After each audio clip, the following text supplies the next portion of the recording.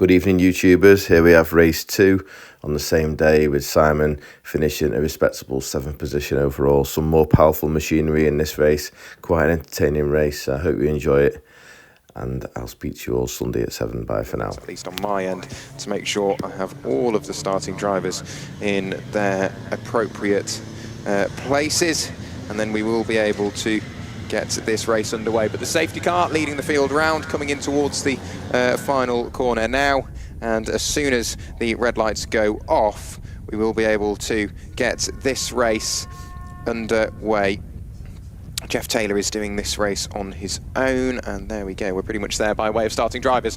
So on the front row of the grid, it is Connor Kay, followed by Steve Hodges. Connor Kay on pole position on the inside, Steve Hodges on the outside. When the red lights go out, which they do now, who gets the best start? It's very, very even on the run towards turn 1. There's a bit of shuffling in the background, but Connor Kay will arrive at turn 1 first. Steve Hodges will tuck into 2nd place, and then it will be... Is that the mini of Chris Watkinson that's jumped his way through the order? Yes, it is. So Chris Watkinson, after a good start from 3rd place, remains in 3rd, but was immediately having to defend and attack all at the same time. Gave it a go for 2nd, but the door didn't open for him. So Connor Kay tries to run away with the lead now, as Steve Hodges is... trapped up and behind Chris Watkinson. Behind Chris Watkinson, you've got Jeff Taylor, who's much, much quicker in a straight line, goes thundering by and up into 3rd. Yeah, so the TVR Griffith 200 5-litre engine more than outguns the 1830 A-Series engine of Chris Watkinson, but of course they then get to the twiddly bits again, and Chris Watkinson is trying all the way around the outside at Clearways and up towards Clark Curve. He'll draw himself alongside the TVR, but we know what's going to happen when they get onto the Cooper Straight, and exactly that. But Jeff Taylor uses all of that power again. The 5-litre engine rockets its way back through and ahead of Chris Watkinson. So it is Connor Kay from Steve Hodges, from Jeff Taylor, from Chris Watkinson. Then it's the car of Sam Polly, who's got an extra 20 seconds to spend in the pits relative to everybody else when that pit window opens. And Dean Halsey completes the top 6 at the moment at the wheel of the Datsun 240Z, in which he went so well in the earlier race. I'm afraid into the pit lane, the problems and the woe still continue for the Turner Mark II, car number 102 of Clive Golding, who's had a pretty rotten day, hasn't he, really? Yeah, today hasn't really got his way, has it? That car spent a number of, quite a while of race 1 in the pit lane. And continuing to fight his way through is Jeff Taylor. He's managed to get through and past Steve Hodges. Steve Hodges fights back up the inside in a straight line. Jeff Taylor will have the legs and will fly his way into the lead. But Connor Kay, having jumped out of an MG a few moments ago into probably a fairly similar wheelbase, but double the power TVR, Connor Kay is dealing with this perfectly, isn't he? Yeah, he really is. So he is adapting beautifully from the midget to the TVR. For Steve Hodges in 3rd position, it might be down to 4th before too much longer, because Chris Watkinson is having a little nibble. The Mini is much, much later on the brakes, heading up towards Druitt. He goes through into 3rd place. Steve Hodges, who was 2nd just a lap and a bit ago, is now down into 4th, and it might be 5th for him if he's not careful, because the Mini Marcos of Sam Polly is absolutely in his wheel tracks. And also then Dean Halsey isn't that far away. Steve Pickering and John Crayston will be next up as they complete what will be the top 8. There's a brilliant battle going on further down the order. That is going to be the number 88 Hillman Imp in the hands Simon Benoy. Simon Benoy, of course, we kept an eye on him through race 1, but also the 63 of Mark Neese, who's having a bit of a scrap with him as well, but he's now fallen into the clutches of the cars behind. Steve Hodges tries to fight back on to the tail of Chris Watkinson. Chris Watkinson tries to open the door again in the braking area on the run towards turn 1, but it doesn't work. Sam Polly, however, after a qualifying that was sort of there or thereabouts in 7th place for him, he's worked his way up to 5th and he wants to make it 4th. Yeah, and we know he's going to lose time, of course, come the pit stops, unfortunately, because he's got an extra 20 seconds to spend in the pits relative to everybody else. But it's a good little battle, isn't it, that's going on at the moment between Steve Hodges in the Lotus 7 Series 2, Chris Watkinson in the Mini, the Mini Marcos in the hands of Sam Polly, who is a tall old chap, isn't he, to cram himself into that Mini Marcos. He must have to, I would say, bend his knees in 2 different directions to cram in his frame into the Mini Marcos. I did think that. I spotted it at, I think, Anglesey, and I thought, wow, that's a lot of Sam Polly to fit into not a lot of Mini Marcos. And somehow he does it, but pedals it very, very quickly indeed. Back over the line goes Connor Kay, having set the fastest lap of the race last time, so he doesn't better it this time with the 55.562. And we've got yet more battles over the line. Stephen Pickering and Dean Halsey locked together. I mean, we saw Group C Jaguars that raced at Le Mans earlier on doing their demos. Mini Marcoses raced at Le Mans back in period. Oh, well, that's scary. So Connor Kay still leading the way. 3.5 seconds is the advantage that he's built up between himself and the second of the TVRs in the field. So it's the Tuscan that leads. The TVR Griffith is in second position.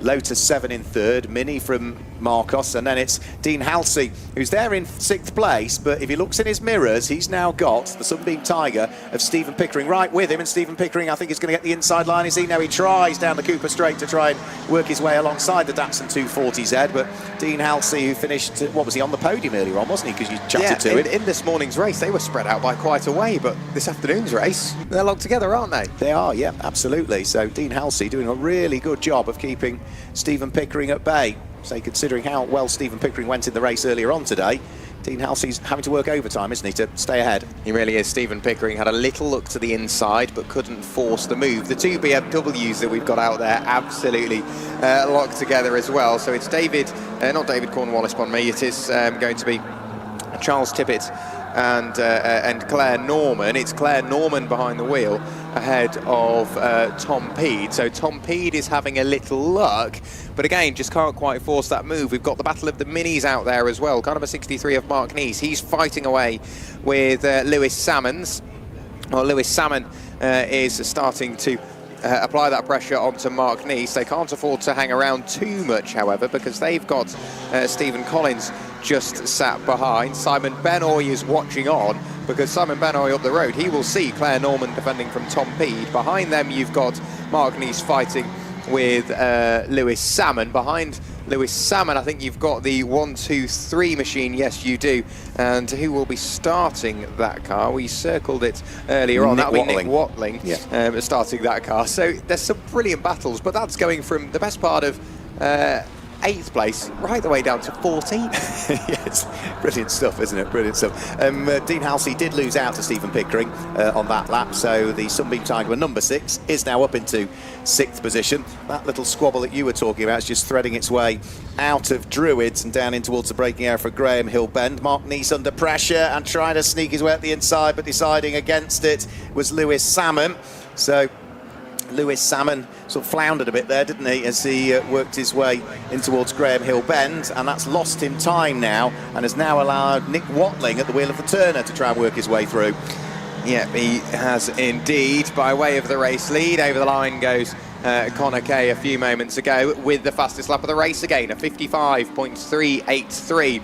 And then we get to this brilliant battle over the line of Claire Norman still fending off Tom Peed, then Simon Benoy and Mark Neese in the 1-2-3 in the hands of Nick Watling. Just behind Nick Watling now is that 132 Austin Cooper of Lewis Salmon, but he's immediately trying to fight back. They're side by side as they head up the hill, and will Mini come out on top? Just about. Lewis Salmon manages to nip his way back up the inside of Nick Watling, but they've still got pit stops to serve, and unfortunately the issues have not subsided for the 102 of Clive Golding. Yeah, he really has had a day to forget about. That's been a very troublesome Turner Mark II today for him, so spent more time in the pit lane with people looking under the bonnet than he has out there on circuit enjoying himself, I'm afraid. Hopefully he'll be back out for the next of the races, which will be at Snetterton in a few weeks' time. We've got a rather smoky Triumph as well, haven't we? Which is John Davies heading over the start-finish line. So through he goes, puffing out a little bit of smoke when it's under power and a little bit on the overrun as well. So hopefully all is well with that one. We'll keep an eye on that one. So the pit window will be opening in about 2 minutes' time. Connor Kay leading now by 6.8 seconds from Jeff Taylor in second place, with still the Lotus 7 of Steve Hodges there in third place. Chris Watkinson fourth, Sam Polly fifth, Stephen Pickering sixth. And then back to this battle that you were talking about, coming down in towards Graham Hill Bend. It's still car number 132, which is the car in the hands of Lewis Salmon, who is still trying to make progress and get himself back onto the coattails of the black and orange Mini in 12th place of Mark Neese. He's doing it the right way though, hasn't he? He's dropped the Turnhill Mark 1 of Nick Watling, and in doing that, that gets rid of any distraction, so he can focus onto the Austin Mini of Mark Neese, and they are together once again. Claire Norman has well and truly dropped Tom Peed, but any small mistake will bring those two back together again. Simon Benoy is sort of that weird bit in between. If he goes backwards, he's eaten up by Minis. If he goes forwards, he's then going to be eaten up by BMWs.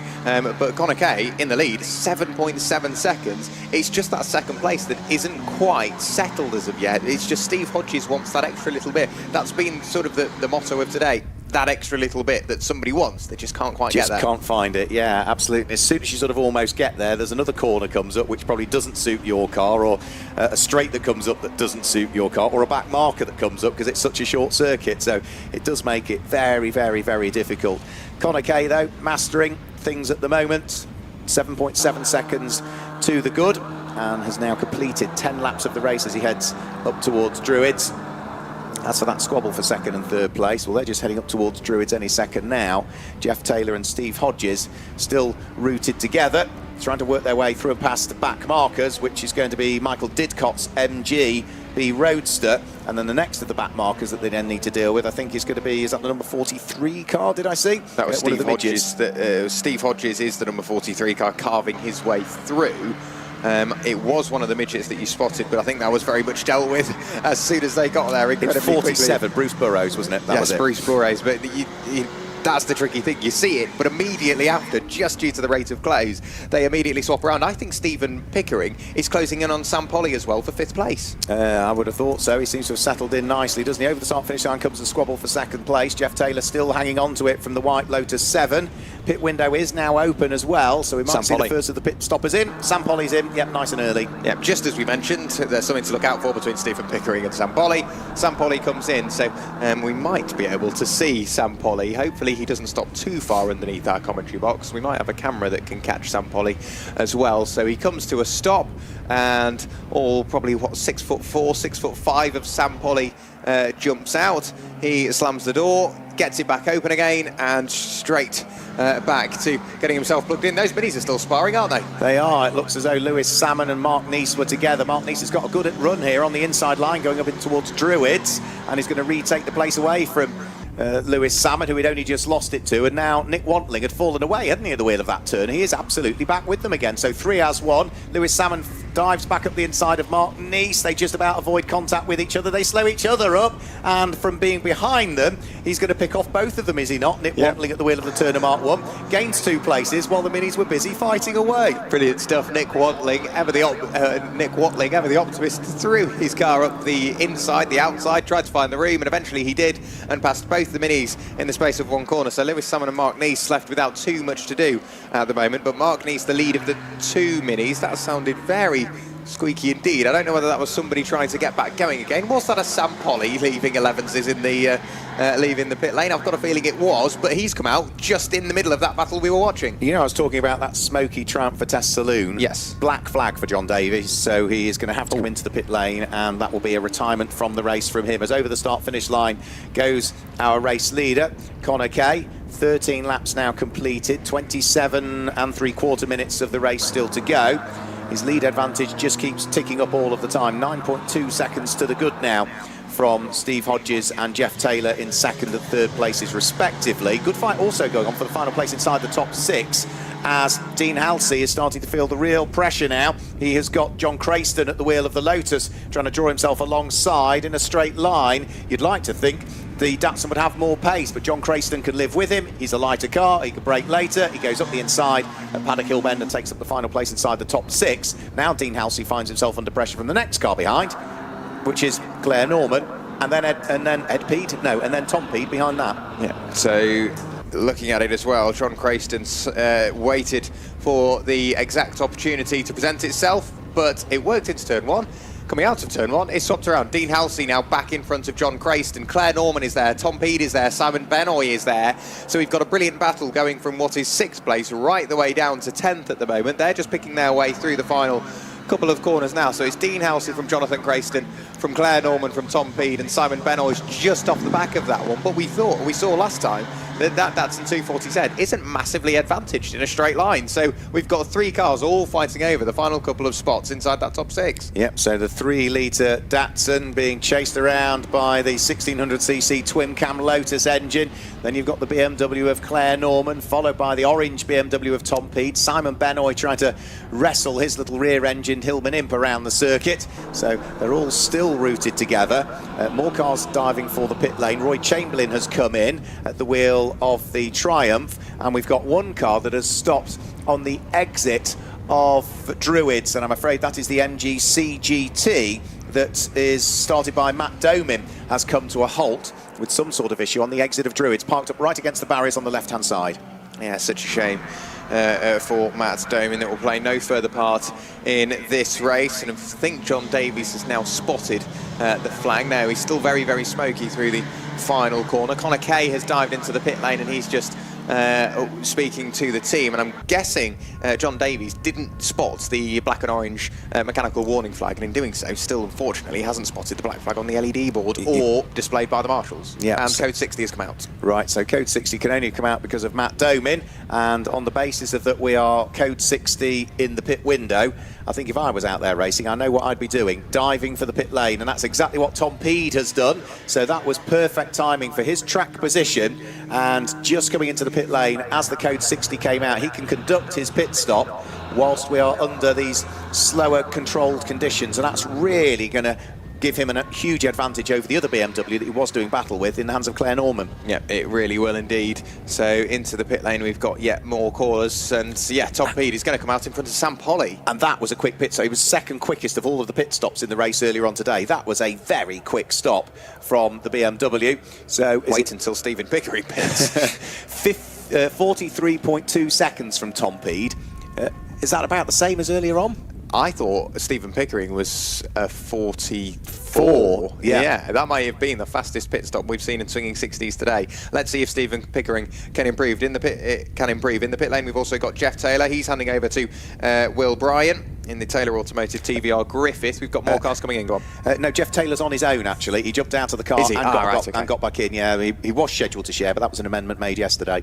Right, so Jeff Taylor will return to the circuit. I guess there's no then, there's none of that white space. Once you've changed driver, the other driver's got to sort of get bedded in and get used to the car. Jeff Taylor can continue on. Returning to the circuit also is the car of Steve Hodges. So Steve Hodges gets back going once again. In comes Stephen Pickering. I want to watch this one. How quick is he going to be this time? So this morning it was very, very quick indeed. Let's see what he can do. He said it was on the team. Stop there for me, Stephen. I can't see much further than that. Yep, immediately out of the car, belts held out of the way, door closed, door open, straight back in, and immediately being strapped in.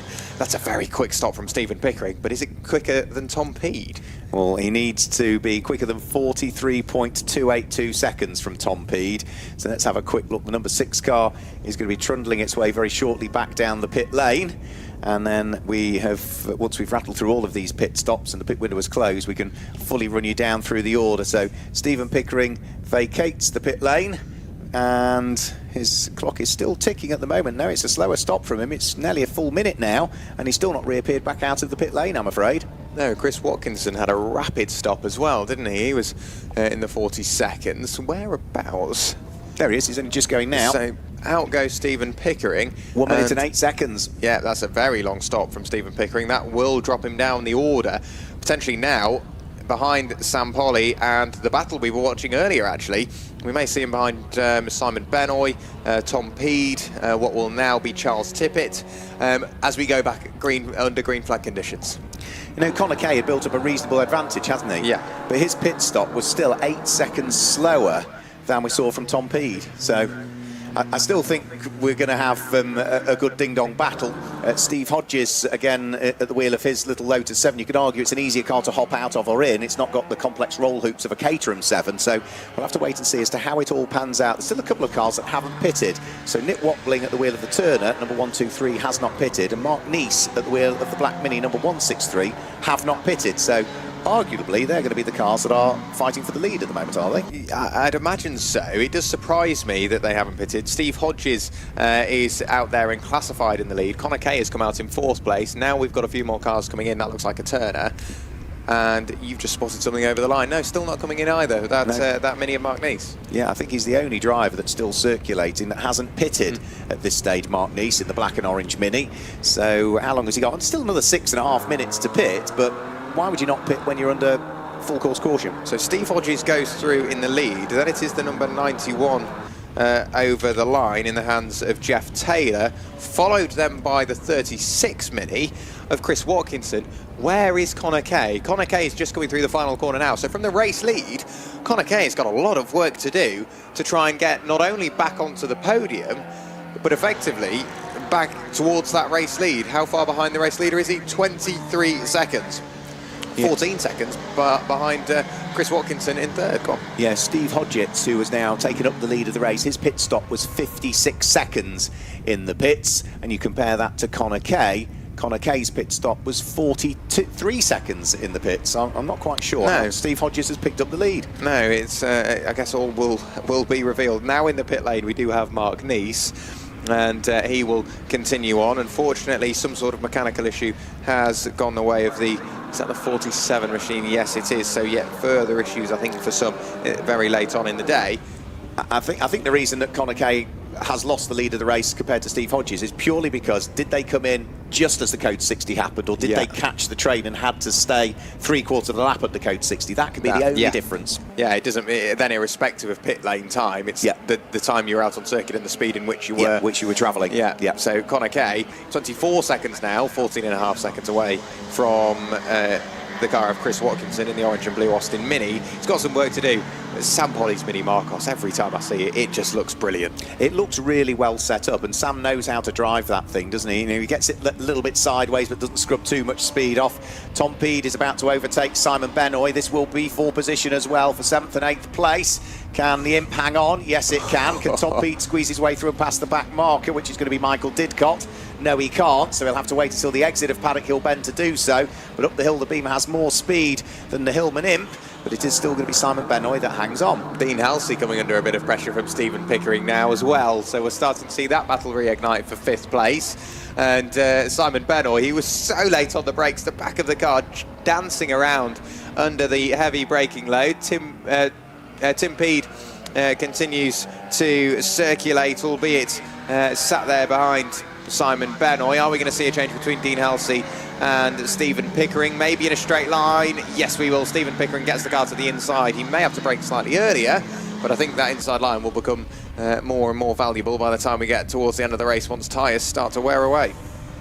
Yeah, Sam Polly, I was just wondering why he's dropped so far down the order at the wheel of the Mini Marcos, because he was right up there, wasn't he? He's now down in 14th position. Reason being, nearly 1 minute and 20 seconds in the pits. Which kind of makes sense by way of Sam Polly, because like we said, it's a very small car with a lot of Sam's getting. Tom Peed now applying that pressure once again to Simon Benoy. That little Hillman Imp, it's fighting valiantly, isn't it, throughout this race? We've seen Simon Benoy claim overall wins in swinging 60s in that little Imp before, so the Roots Group, who were based in Coventry, Hillman, building that amongst many other marks over the years, still having to stick his elbows out, trying to keep Bavaria's best behind in the hands of Tom Peed.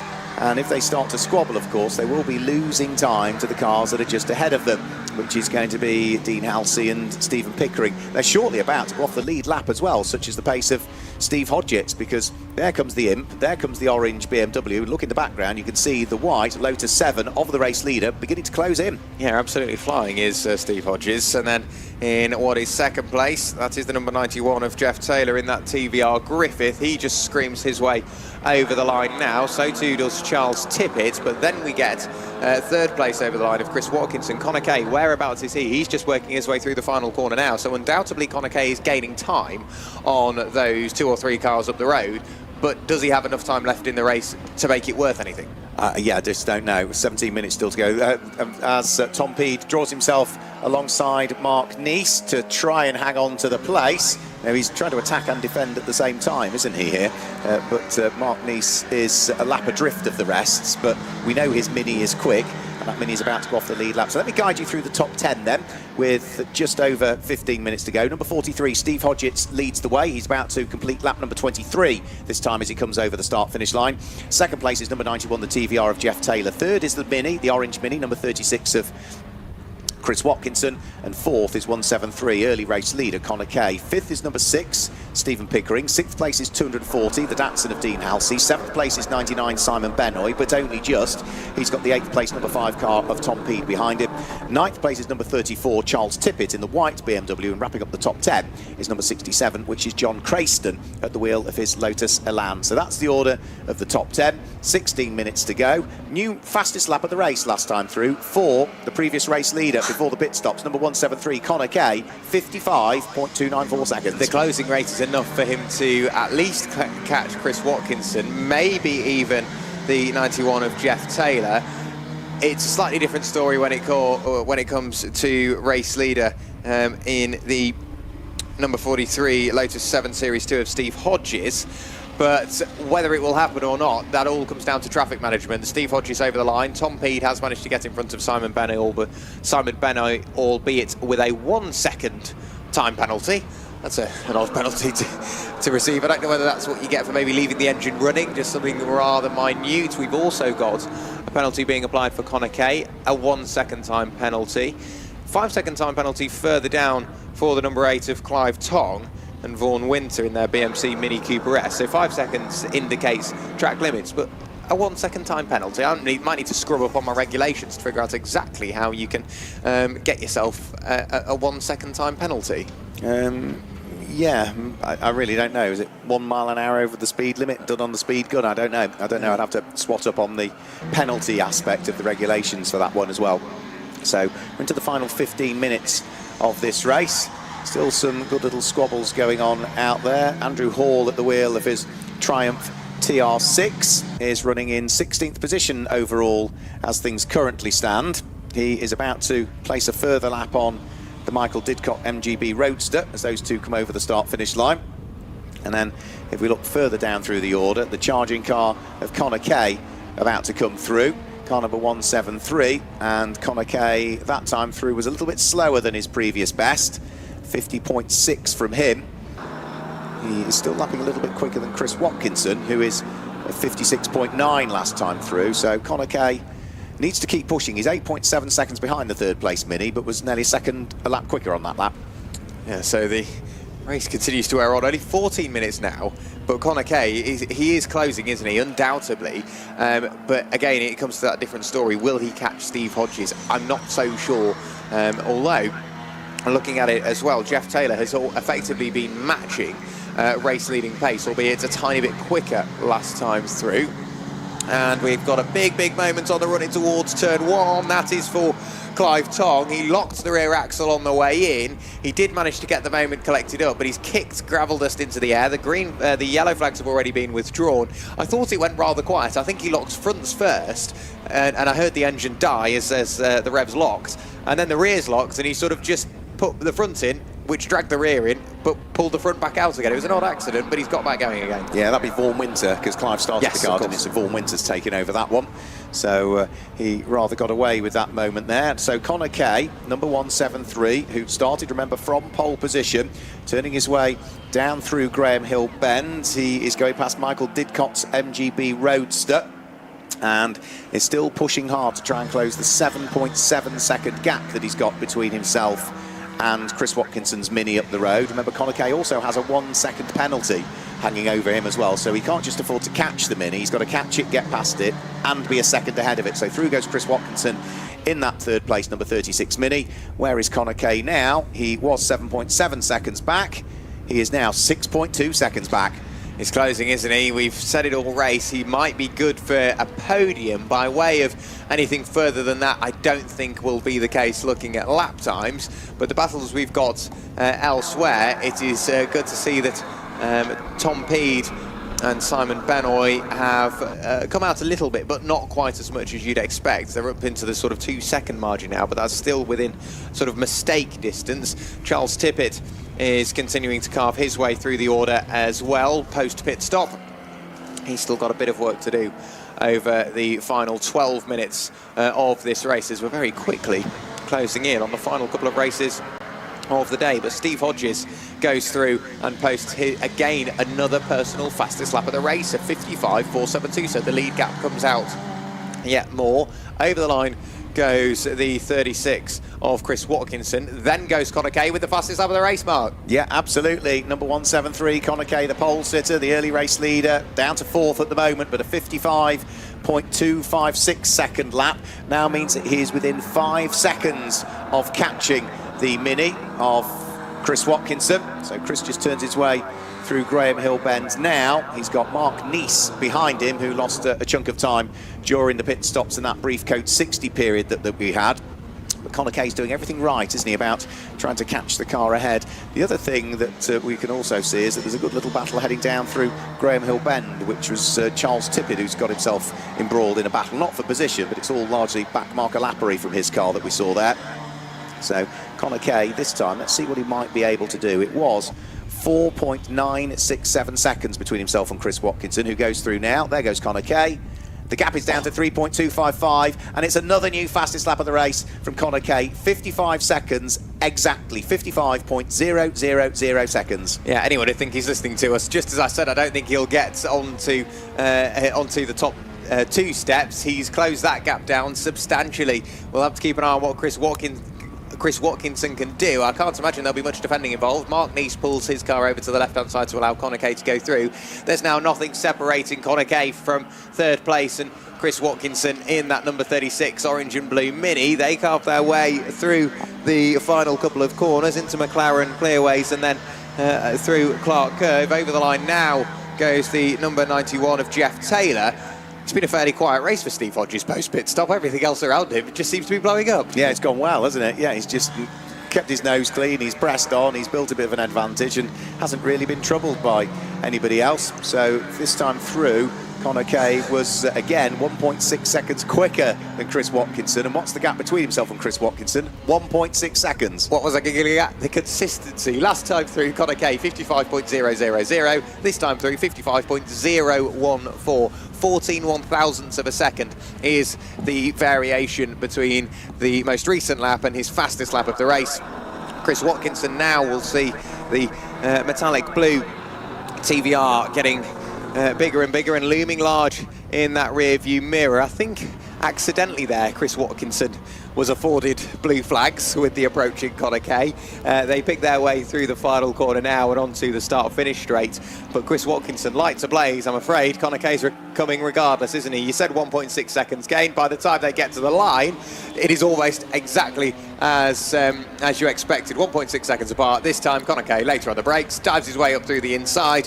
Chris Watkinson won't be able to do anything in a straight line, but you said that he was 1.6 seconds quicker. They were 1.6 seconds apart, and when they broke the beam, they were absolutely together. Yep, so Conor Kay now up into 3rd position. The Mini of Chris Watkinson now down into 4th position. Now the next target for Conor Kay is now 11.5 seconds up the road, but with only 8.5 minutes of the race remaining. So it's probably going to be as good as it gets for Conor Kay. And remember, at the moment, he is on the road in 3rd position, and he is now just about a second up the road also from Chris Watkinson, because he needs to overcome this 1 second time penalty that he's picked up for some reason. So Conor Kay, on corrected times, needs to be a second ahead of the Mini, and I think he's probably already done it, has he, by the time he completes the next lap? Yeah, you would imagine so. Breaks the beam, and yeah, well and truly 1.7 seconds in the space of 1 lap. Another 11 seconds needs to be gained by Conor Kay in the next 8 minutes if he wants to get onto the second step of the podium. I don't think it will be enough to catch Steve Hodges, but the trouble is those 2 cars up the road are matching him almost for lap time.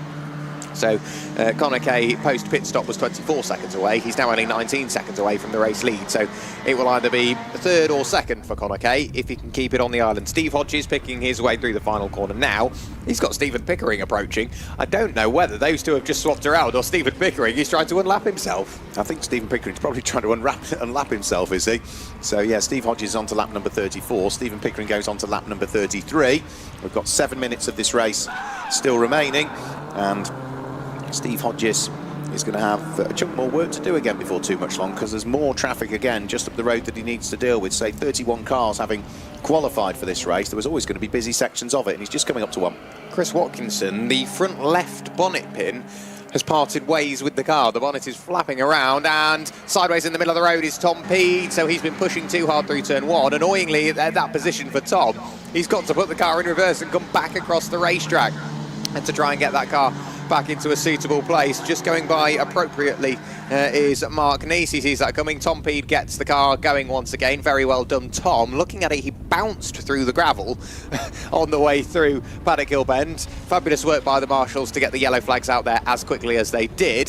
The leaders have worked their way through. Stephen Pickering, unfortunately, he's falling away from Steve Hodges in the lead of the race. Through goes the number 91 of Taylor. but looking at it, I would say Connor Kay is just chipping away very slightly. I don't know whether it'll be enough. That time it was a much slower lap, unfortunately, but prior to that, he was just chipping away. I think it's going to be third place for Connor Kay. Yeah, I agree with you. I just don't think he's going to get there. He'd need to close by 2 seconds a lap consistently. And then be a second clear. So he's got to catch, get past, and pull away by a second, and I just don't think he's got sufficient time to do all of that. However, for Jeff Taylor in second place, there's still traffic to deal with as well, and John Crayston's retiring at the bottom of the Cooper Straight. The number 67 Lotus pulls up, so he was inside the top 10. I'm afraid he's not quite going to make the checkered flag with 5.5 minutes to go. We lose John Crayston from the race. Such a shame for him, because he'd been going beautifully well, hadn't he? Yeah, he had. He had a good day so far, Jonathan Crayston, and that will put Sam Polly up into the top 10 now. Lights on Sam Polly's car. He's been pushing hard here at Brands Hatch, but the next car he will meet will be the Charles Tippett's driven BMW 2002, which is just working its way in towards Graham Hill Bend. Just coming out of Paddock Hill Bend is Sam Polly, so I think for him that was all she wrote, barring any further mistakes. Steve Hodges, he's just climbing his way through the traffic along the Cooper Straight and then towards the final couple of corners. Annoyingly, Jonathan Crayston, it seems like that car just ran out of electricity, because he simply can't get it into the paddock. It's just like it's turned off. Yeah, if he's ran out of fuel, he's definitely miscalculated, because about 6 minutes to go when it happened. So yeah, that's been a huge shame for him.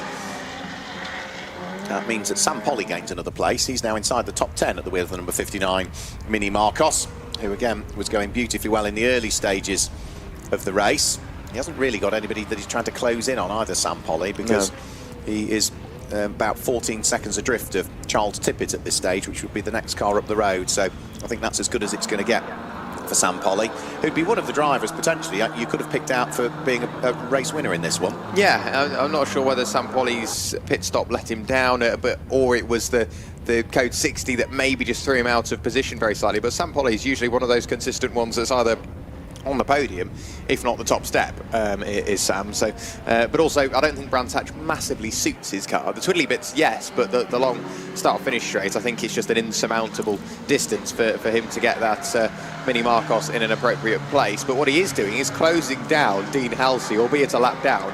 But he now knows he has the pace for effectively the top 5. So Connor Kay is about to come through and over the start-finish line to conclude another lap. How is he getting on in his progress to try and catch up with Jeff Taylor? So through comes the car, and he sets the fastest lap of the race.